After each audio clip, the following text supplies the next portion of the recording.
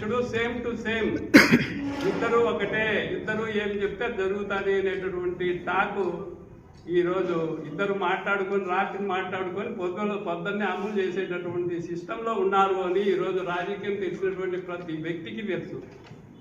ఈ ఫోటో చూడండి. తర్వాత సొంతం ఒక తండ్రికి పుట్టినటువంటి అన్న, సొంతం అన్న శ్రీనివాసురెడ్డి గారి ఒక తల్లికి పుట్టినటువంటి అన్న రమేష్ రెడ్డి గారు, ఎక్స్ఎమ్మెల్యే గారు, వాళ్ళు చూడండి.